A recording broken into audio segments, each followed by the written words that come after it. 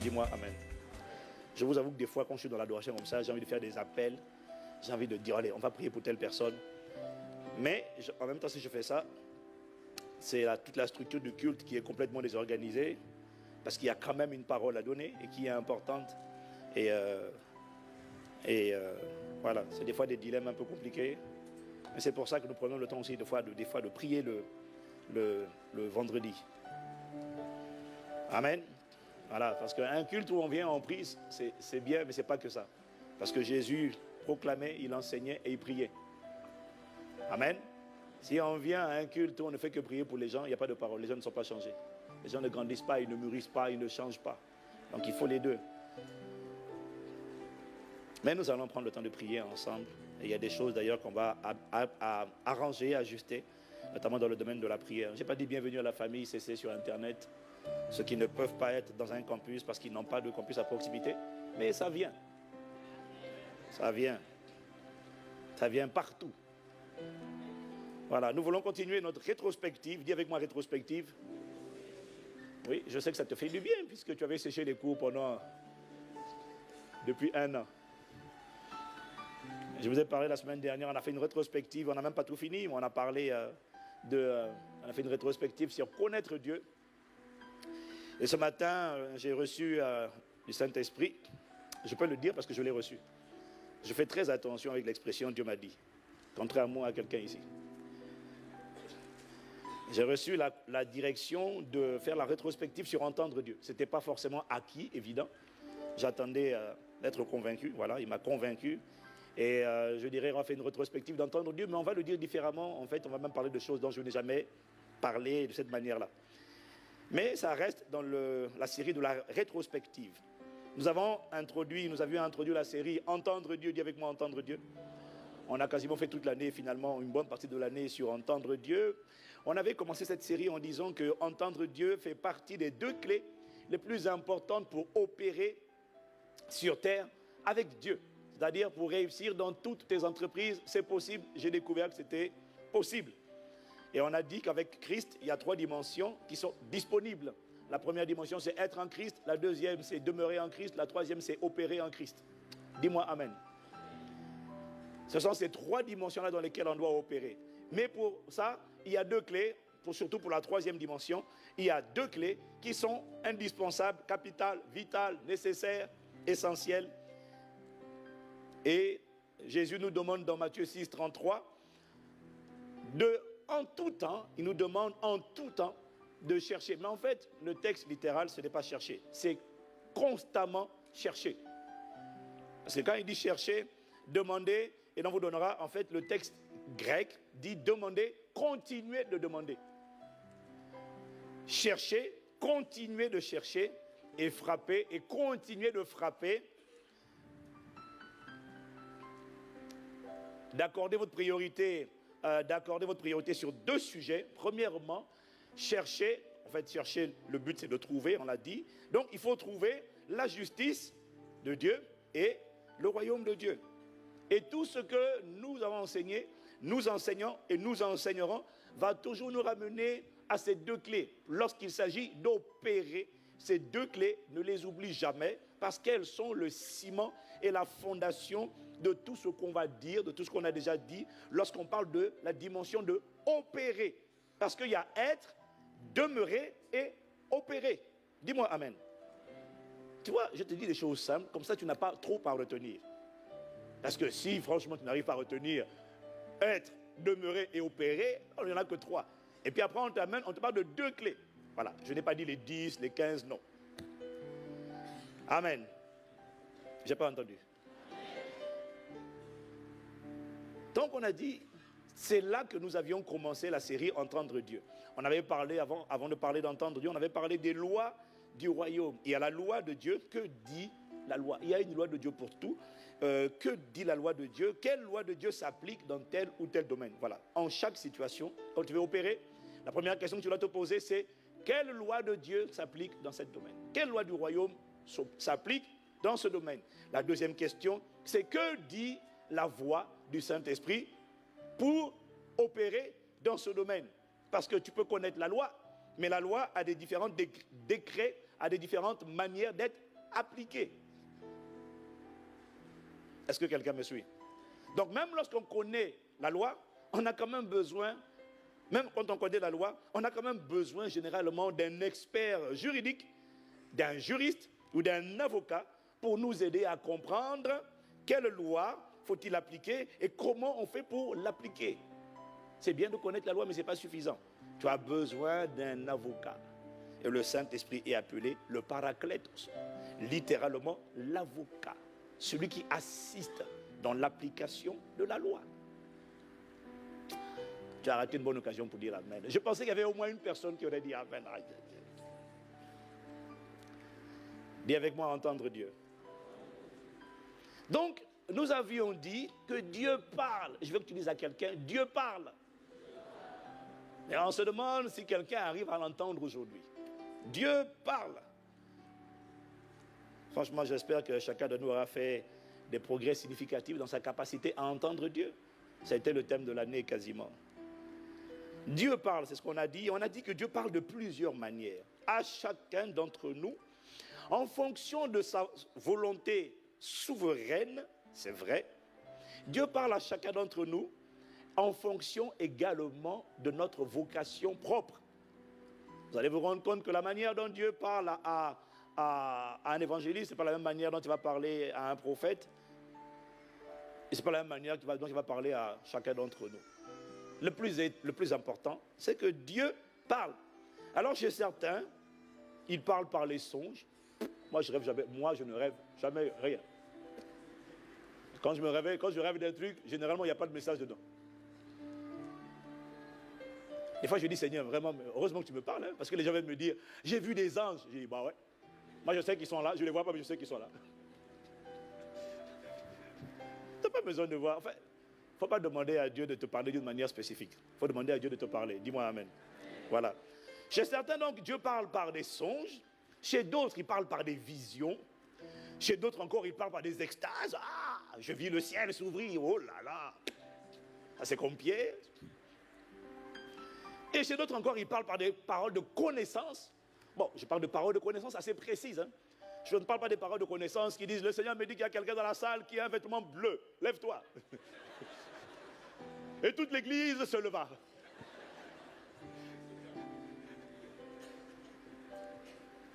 Ah, les pasteurs, des fois on a des choses quand même. Hein. Le Seigneur me dit de te dire qu'il y a une sœur qui s'appelle Sylvie, elle est à gauche. C'est possible qu'il y ait une sœur quelque part à gauche. Tout dépend où je me suis dit, est-ce que je suis là, est-ce que je suis là? C'est compliqué. Ah, mon gars, vraiment, le pasteur. Je bénis Dieu de ce que je suis délivré de ça depuis le début. Je dis, aïe, aïe, aïe, aïe, aïe, aïe. Volonté d'impressionner les gens là, c'est sérieux. Hein? Bon, bref, dis à quelqu'un, Dieu parle. Et la bonne nouvelle que j'ai pour toi ce matin, c'est que quelles que soient les manières dont Dieu parle, il y a des dénominateurs communs. C'est-à-dire, il y a des manières de parler de Dieu, des manières d'entendre Dieu que l'on retrouve chez tout le monde sans exception. Tout le monde n'aura pas des songes, des visions, des extases, des visions fermées, ouvertes, non. Tout le monde n'aura pas des paroles de connaissance, non, et encore que ça dépend.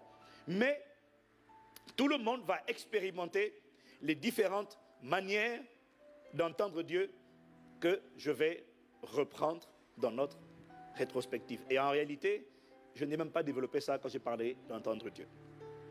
Enfin, du moins certains d'entre eux. Est-ce que vous êtes prêts? Dis encore avec moi, Dieu parle. Alors le plus simple. Premièrement, Dieu parle par sa parole. Ça tu le sais déjà, tout le monde l'a dit. Même pendant la conférence, lorsque tu lis la Bible, Dieu te parle à travers les versets que tu lis, et notamment lorsque tu médites la parole, Dieu parle. Ainsi, tu ne peux pas dire que je n'ai jamais entendu Dieu. Ouvre la Bible, apprends à méditer, et tu verras que Dieu te parle à travers la méditation. Dis-moi Amen. Deuxièmement, Dieu parle à travers les prédicateurs. Comme ça, tu ne pourras pas dire, Dieu ne m'a jamais parlé, parce que si tu as écouté un prédicateur une seule fois, bon, du moins un prédicateur qui parle inspiré par le Saint-Esprit, alors tu entends Dieu te parler à travers les prédicateurs. À quoi sais-tu que Dieu est en train de te parler à travers un prédicateur? Lorsque, pendant que quelqu'un, un prédicateur, est en train de parler, ton cœur est en train de brûler au-dedans de toi, tu sais alors que Dieu est en train de te parler. Ce n'est pas parce qu'un prédicateur parle que Dieu parle. Ah oui, non, ça c'est important quand même, ça. Hein? Oh là là, si tu ne me crois pas, mon gars, il faut voyager. Hein? Va visiter, hein? Fais le tour, hein? Parce que va en province, à l'étranger, pas à Paris. À Paris, tous les prédicateurs sont bons. Comme ça, je n'aurai aucun tir de sniper sur moi.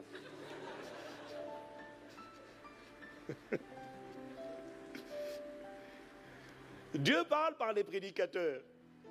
Luc chapitre 24, verset 32, les disciples d'Emmaüs, à propos des disciples d'Emmaüs, ils se dirent l'un à l'autre, notre cœur ne brûlait-il pas au-dedans de nous lorsqu'il nous parlait en chemin et nous expliquait les Écritures? Lorsque Dieu parle, tu sens que ton cœur est en train d'être embrasé à l'intérieur. Tu sens qu'une voix t'interpelle.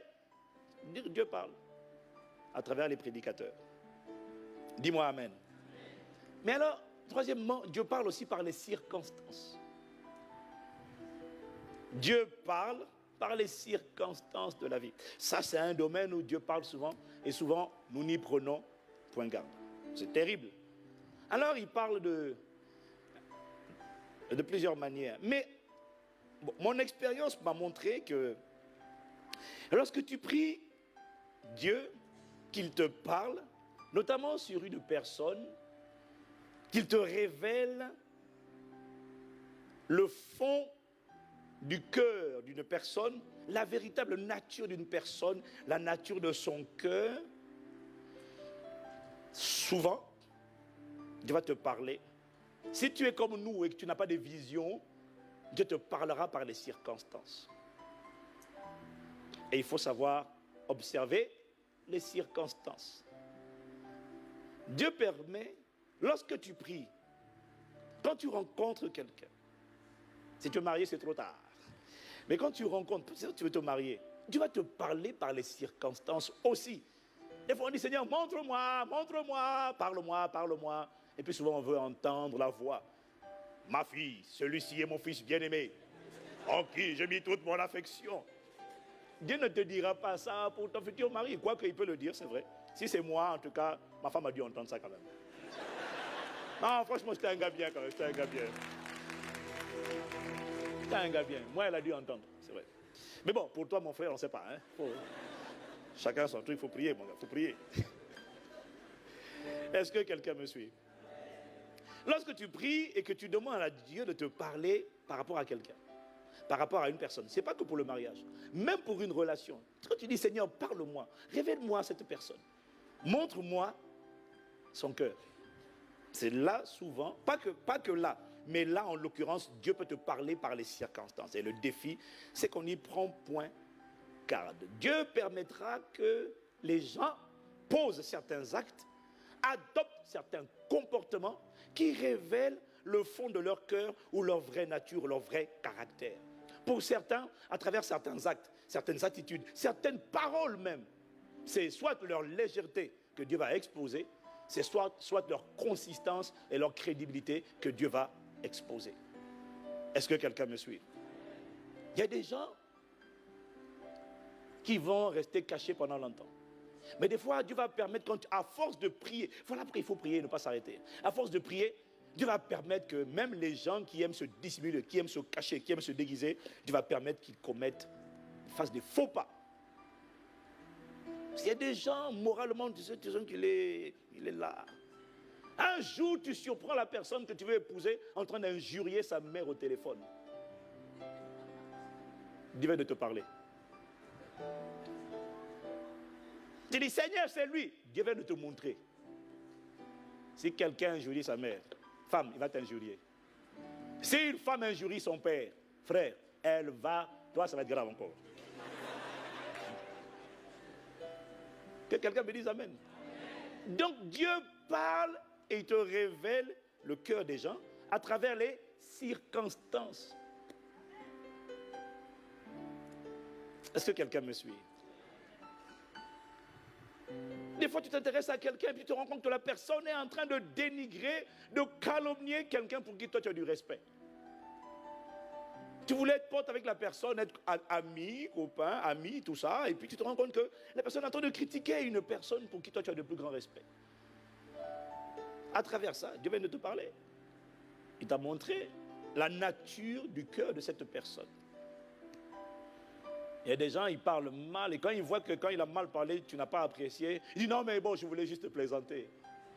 Dieu vient de te montrer son cœur. Si tu commets l'erreur de dire non mais c'est quelqu'un de bien, va en paix. Tu sèmeras, tu récolteras le trouble. Et tu ne pourras pas dire que Dieu n'avait pas averti, parce que Dieu t'a parlé. Est-ce que quelqu'un me suit? Dis avec moi, Dieu parle. Eh oui, Dieu parle. Je te garantis qu'il parle, mais on ne fait pas attention. Et le Saint-Esprit me dit, je vous parle souvent à travers les circonstances. Quelqu'un que tu vas épouser, il te ment déjà avant le mariage. Dieu parle. Oh non, j'ai menti pour un. Et là tu dis non, c'est pas grave, il a menti, mais il a demandé pardon. Va en trouble. Dieu parle. On ne fait pas attention. Quelqu'un me dit amen. Quatrièmement, Dieu parle par la conscience et par le témoignage intérieur. C'est-à-dire, Dieu parle, j'ai mis les deux ensemble. C'est pas, en fait, c'est pas où, en fait, c'est et, mais c'est pas grave. En fait, Dieu parle par la conscience. Dis avec moi la conscience. La conscience, c'est la voix intérieure.